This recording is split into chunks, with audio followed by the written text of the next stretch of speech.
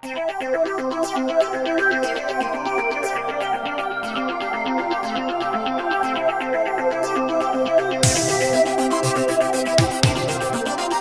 Monica. My name's Brent Gilmer, the Executive Director of Quest, and my question for the panel, with the Sankey diagram in the background as the backdrop for the question, how do you reconcile two different conversations taking place there, which we had an export conversation going on, and what we are also talking about in terms of confidence, the domestic conversation, which is that latter half. How do we actually start to pull those together? Because I'm not sure people actually understand the difference between the two and what it means to them and for where we're headed in terms of generation energy, Canada's long-term energy strategy.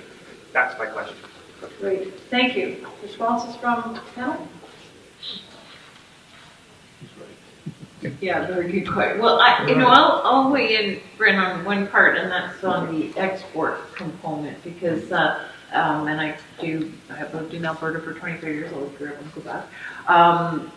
And I think what is misunderstood in that diagram and in considering it is to look at the challenges that Dave so correctly and articulated for us about the global carbon budget and our role in that. So there's a really tight consternation in Canada today between people who are driving toward more conservation and lower GHG emissions within this country versus the expectation that implies one would stop producing fossil fuels, which we heard from Jay earlier is not actually the government policy.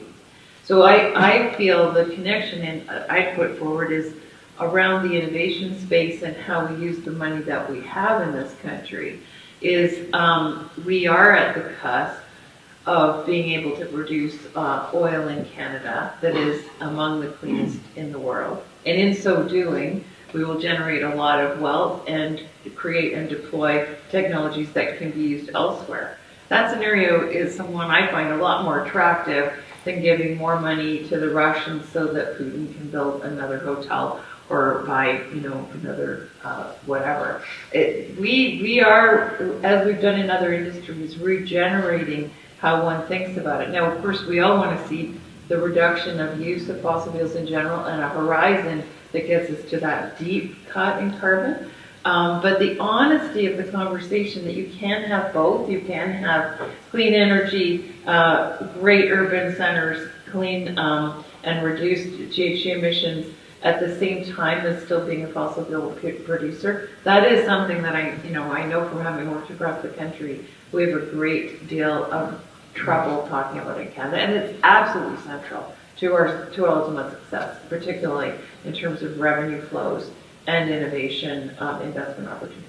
To add to that, I mean, it's about time horizons, and we trap ourselves, I think, in the 2030 time horizon when it's unimaginable that our fossil fuel industry is going to disappear in that time period. And certainly unimaginable that the world's petroleum economy has disappeared. 2050 is a different world. There's more time to do things. There's more time for technology to evolve and for markets to change. And we will be takers of whatever emerges from that. But in the meantime, if we can produce fossil fuels cleanly, I think we should continue to do so. Yep, Dave. I think Mike's right about this timing business. We've fallen into this trap of having these artificial deadlines. And I think it would be a lot more sensible as we begin to think this through to have more timelines, to have more time, not more time to do things. But 2030 is a completely arbitrary date. 2050 is not quite so much if you actually believe how the science works. But we should have benchmarks for 2025 or 2035 or 2040, so people can actually see how this is going to evolve. Because there's a big long time between 2030 and 2050, and 2050 sounds like Never Land. You can promise anything in 2050. Well, all the politicians will be dead. The government will have changed 5 times over. So I think if people can see, and the National Roundtable did us all a big favor a number of years ago by actually plotting out how Canada could actually get to the 2050 target, and did it in 5 and 10-year increments. And I think it'd be quite useful to begin to look at that. I think it'd be much easier for municipal governments, particularly, because, you know, trying to persuade voters in a municipal election you're going to do something between now and 2050 begins to sound like a fairy tale. Duly noted recommendation, Dave. Thank you. Chris, did you want anything to that? No, turn the others. All right. If you could identify yourself and then briefly pose a question. What I might do actually is take a few questions and then we can have a panel respond. I'm Ezra Miller. I do consulting on energy policy, science policy. Just a comment and a question. Comment is about the timeline. And the world might not have the luxury of choosing between those timelines. So I think that discussion that you just had was a complete waste of time. All right? The timeline is given to us by what is needed for environmental considerations. Now, given that, and this is my question, what do we need to do in terms of innovation in Canada to ensure that we're equipped to address and to make the transition within the likely timelines which will be dictated by environmental levels? So hold that thought. I saw two other hands up here again. If you could identify yourself. Henderson, Rabbi with Industrial Gas Users Association. My question to the panel is, and I welcome your thoughts, on Canada's path to decarbonization. Do you see it through deindustrialization? Are we doing a UK, or is our path to decarbonization not through deindustrialization?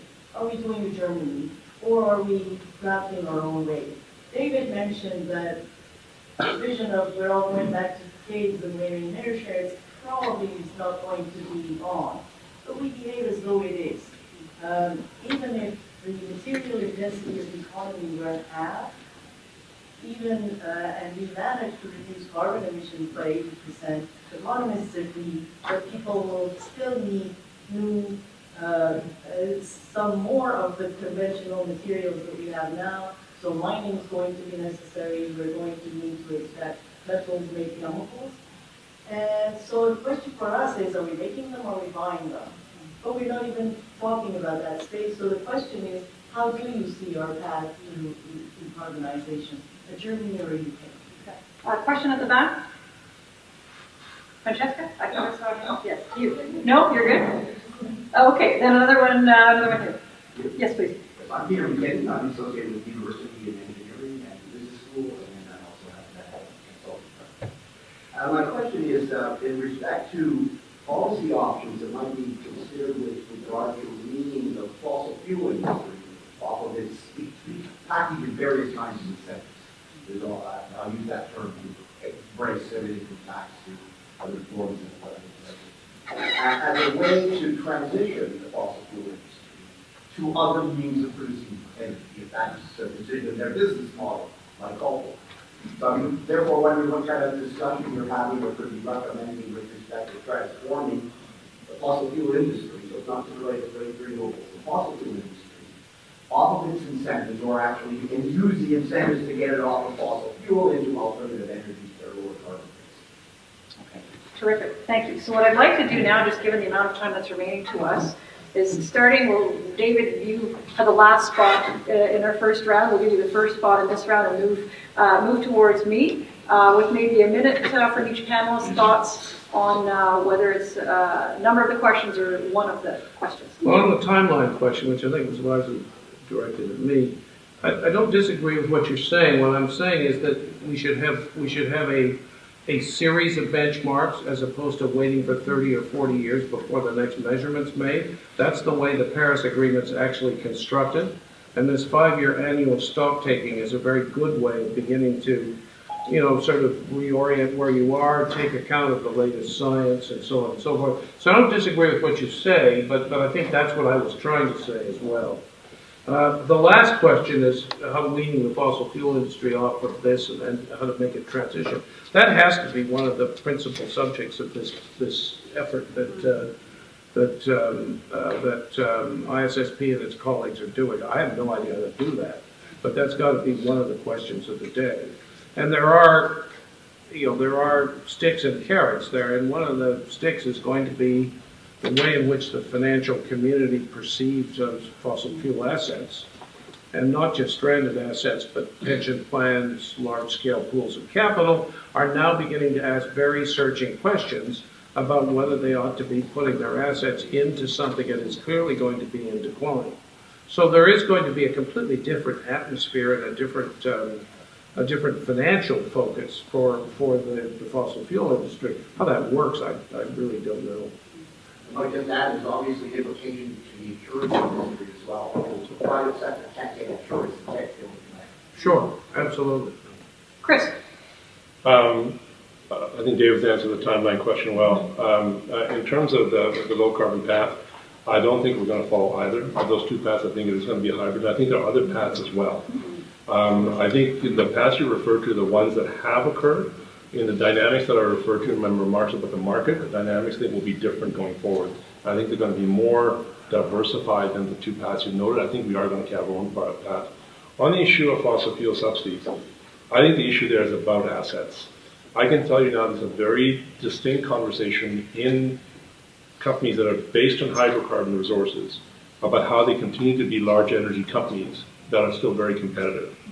And I think it would be a mistake to try to use a stick instead of using the right kind of carrot here. Removing the subsidies may satisfy people in terms of their environmental credit. I don't think that'll get us to where we need to go. I think, in fact, using how the resources help companies transition their asset base, so their asset base is more diversified with a larger low carbon and renewables or other products and services, maybe advanced materials and others, is a better way to go. And that's the conversation companies are only beginning, but that to me is where leverage might be obtained from a public policy perspective as to how assets get transitioned versus just taking away the subsidy issue. Yeah.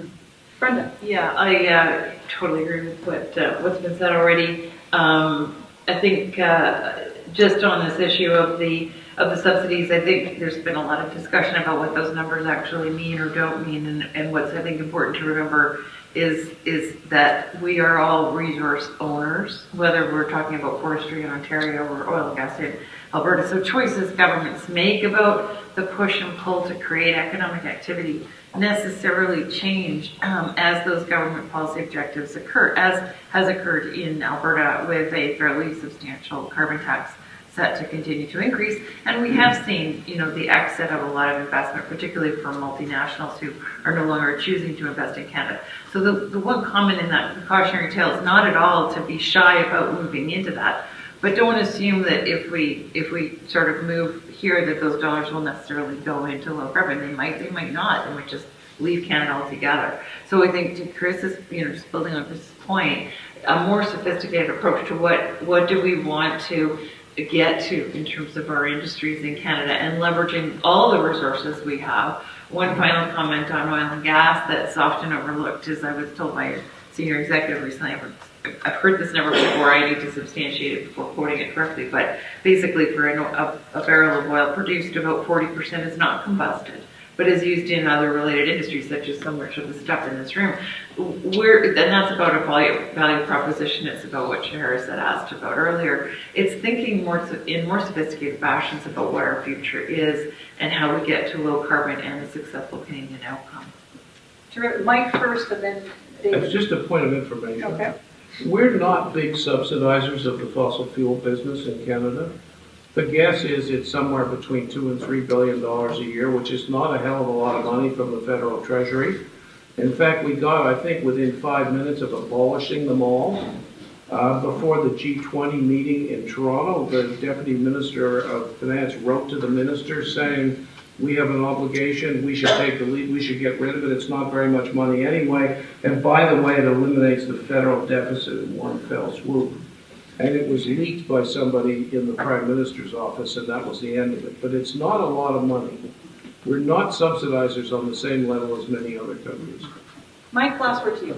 Hey, David, I should have had you with me when I was testifying in front of Charles Catchus some years ago. I think I was writing Cash's questions. I might have figured it out. Just a couple of observations. There's a lot to do here, but maybe just in terms of the if you will, the traditional energy industry, it would be worth our while spending some time thinking about where the traditional energy industry has gone in the last few years. Upstream, for example, I mean, the image of the oil sands is these drag lines and tailing ponds and all that kind of thing. Well, it's a very, very, very different industry today than it was even 20 years ago in terms of its carbon footprint and in terms of its land impact. And it's getting better, and it's going to get better over time. And then downstream, increasingly, and something that Brenda is certainly familiar with, is the energy utilities are increasingly about their integrated energy utilities about delivering a service or a package of services to consumers, and they will evolve as the consumers evolve. And that's the new business model and the new regulatory models that are going to emerge to account for that. So I mean, some of it is happening, just not as fast as 80% reduction by 2050 might imply. And then last point on the time horizon, take the point about okay, fair enough. What is happening to the planet is whatever is happening to the planet. But there are a lot of inconvenient truths out there. And the inconvenient truths include people, they include democracy, they include markets, they include individual freedom and a whole bunch of other things that are not easy to move. And I have no doubt that we will see a lot of that environmental cost come through, if it's coming through the way the science seems to suggest, just because of the inertia in human systems.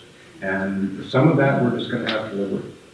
Well, I guess what I would conclude with then on that note, Mike, is all the more reason, of course I'm biased in this respect, all the more reason to be focusing in on what our energy transition decision-making systems look like and how we can strengthen those systems to move us in the directions that we should be going. So I'd like to thank everybody for attending the panel, those who are here in the room, and also many who have joined us on Facebook Live. So we're delighted to have people joining us from outside the National Capital Region. Tomorrow we're going to have a very full day of discussions charting out the next 3 years. I'd like to just a few very quick thank yous, of course, beginning with the panelists who I think have provided us with lots of grist for discussion. I'd like to thank Jay Kosla for coming and saying some words of welcome. Much appreciated that. At the Institute for Science, Society and Policy, none of this would be possible without Raphael Desalzi, who is our unbelievable comms specialist who pulls all this together, and to Stuart Fast, our research director, who helps me and us with lots of the thinking behind what we're doing at Positive Energy. And I think also very important to know that this would not have been possible without the financial support of the Social Sciences and Humanities Research Council, without the support of the Canadian Wind Energy Association. Tracy Walden from Canada is here in the room. Thank you very much for that. From support from the Independent Electricity System Operator, Chuck Farmer from the ISO of Ontario is here in the room, and the University of Ottawa's Faculty of Social Sciences. So I'd like to invite everybody to join me in thanking that long list of